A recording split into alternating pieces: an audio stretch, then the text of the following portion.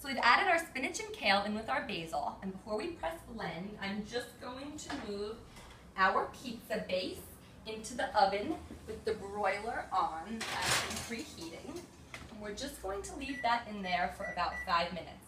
It's the easiest pizza base you can imagine. Okay, so now to the spinach, kale, basil mixture, I'm just going to add a little bit of our garlic oil. And like I said earlier, this is a great place where you want the garlic flavor, but especially when we're giving this to our young kids. Sometimes the raw garlic taste, and in pesto it's raw because we're not cooking this, it's a bit overpowering for kids. So the garlic oil is really going to be key here. And we're just going to grind that up. Like I said, my son's sleeping. This is the most nerve-wracking part.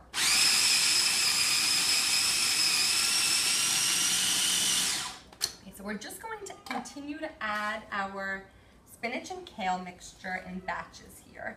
And actually the nice thing about the combination of the spinach and kale here is that the kale has a little bit of a stronger flavor and a little bit more of a peppery kick. So it actually adds a really nice flavor to our pesto. And then a little more oil.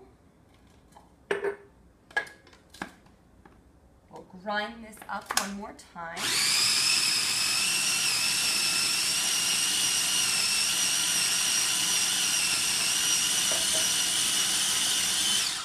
Now we're going to add the star of our, I shouldn't say the star, I think the spinach, I think everything's a star here. But now we're going to add the secret ingredient in our pesto. So usually pesto has Parmesan cheese, and that's what gives the pesto the salty bite that everyone loves. I'm a bit of a salt addict, which I try not to pass on to my son, but that's one of my favorite things about pesto. So I'm not willing to part with that in this recipe, even though we're not going to include dairy. So where we're going to get our salty kick is from capers. And this works so well, I promise you're not even gonna miss the cheese. Our recipe is still going to have that same delicious salty bite. So I'm going to add 2 teaspoons of capers. And then I'll taste it and we'll see if we want to add a little more. But to start, we're going to add 2 teaspoons of capers, and I'm just going to finish adding the remainder of our spinach and kale. Okay. And the last bit of our garlic oil. And this is going to be so good. We're not even going to have to add salt in here because the capers are that salty. We're going to let that all blend together. There we go. And my son hasn't woken up yet, even while this is on. This is already a success.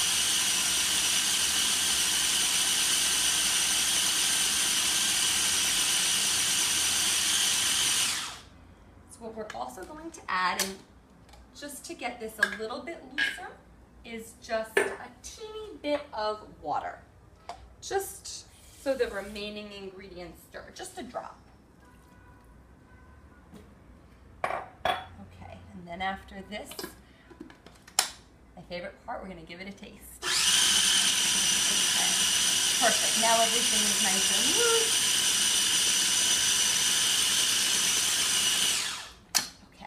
Best part.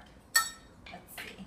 So this is what it looks like. It's this beautiful, vibrant green because we have all of our greens in here.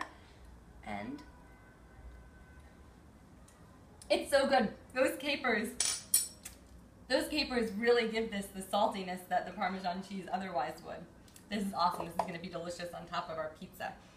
Now, because we're making pizza, the other thing that we're going to add on top of our pesto is we're going to slice these beautiful tomatoes.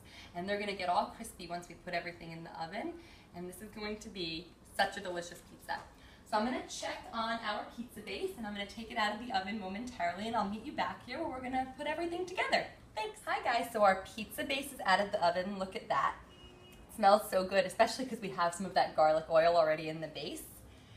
And like I said earlier, this is delicious on its own. You can cut this up into wedges and just give this to your kids or enjoy on your own as is. And this is really delicious. This would be delicious also as an alternative to pita chips, to dip in any dips that you might have if you're having people over, or if your son or daughter is having a birthday party. So you can get creative here. Where we're gonna go with this though, like I've said, is we're gonna be making our delicious pesto pizza.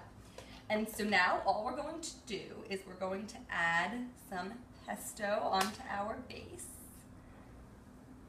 This is gonna be so good. And it's so pretty and the colors are so vibrant. And that's one of the other great things with kids is they really eat with their eyes. Sometimes my son will decide he likes something or doesn't like something based purely on how it looks. So we gotta make things look as beautiful as we can. And this one's a winner. Okay, so we have our pesto on there. And whatever pesto you don't use on your pizza, you can save that and add to your favorite pasta. You can marinate your chicken in it. So you have options with what you're gonna do with your pesto base, which is always nice to have leftovers and be able to use it for the next night. Okay, so now we're just going to chop up some of our tomatoes. And so what I'm doing here is making a personalized pizza for my son, but you can make this, if you'd rather make this in larger quantities and use a bigger pan, you can just double the amount when you're making your base, and you can make this in a larger skillet and have a pizza large enough to feed as many people as you wish. So that's what's so great about these recipes, are you can really, you know, kind of get creative with them and do whatever you like. Okay, oh, these tomatoes are gonna be delicious and they're gonna add a little bit of sweetness to this pizza. And what's a pizza? What's a pizza without some tomatoes? Okay, so there we go. Now, to that I also have one shallot that I've chopped, and I'm just going to scatter that over the top as well. And I'm choosing to use shallots here because they're a little sweeter and a little less sharp than an onion. And I find when I'm cooking things for my son that sometimes that's a nice benefit. Okay, so there's our little pizza, which is looking delicious, and I'm gonna drizzle just a little olive oil over the top. So when we stick this back under the broiler, it's gonna get a little crispy. You can add anything else to this that you want. So you can add my son happens to love olives, so you can add Kalamata olives to the top of this. You can add sun-dried tomatoes. You can really do whatever you usually like on your pizza. And certainly if dairy is not a concern for you, then you can add cheese. I'm gonna put this right back into the pan we took it out of and stick it right back in our oven. I'm gonna turn our broiler back on. And we're just gonna let it sit under the broiler for about 5 to 10 minutes so the top gets a chance to crisp up. And then we're gonna take it out and we're gonna have delicious pizza. So I'll see you back again in about 5 to 10 minutes once our pizza's done and nice and crispy. Hi, so welcome back. We just took our pizza out of the oven. It smells so good. The pesto really smells so good. The capers in there make it very aromatic. And now we're gonna get to do the best part, which is taste it. So what I did with our pesto is I just put it into one of my son's little jars, and I can now keep the remainder in the refrigerator, or I can stick it in the freezer, which is actually what I'm going to do. And then we have pesto ready to go for another busy night during the week when I don't have time to get home from work and first start making pesto. So we're all set. Okay, now our pizza. I'm actually gonna get a bigger knife. And I'm just going to cut it like I would any pizza.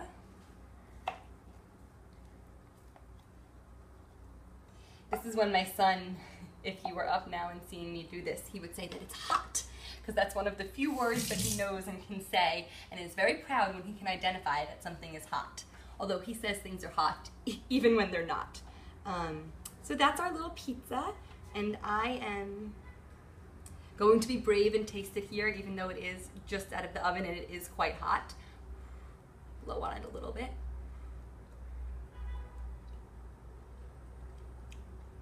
It's really delicious. And it's really hard to find pizza, or a lot of things, that are so allergy friendly and can still manage to taste so good. And this really does. I mean,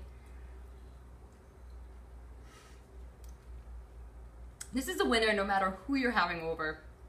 Even if you don't need to accommodate allergies, the crust gets really crispy, and I love that we have all the protein and fiber from our chickpeas. And the pesto tastes like the pesto you know and love. but it has spinach and kale in there, so we're getting the health benefits from those as well. The tomatoes are nice and sweet. Okay, last bite. It's so good. It tastes like delicious pizza. What's not to love? This is a real winner for everyone. So thanks so much for tuning in to The Little Table, and I hope to see you again soon where we'll keep making delicious, allergy-friendly, parent-tested, delicious food. Thanks.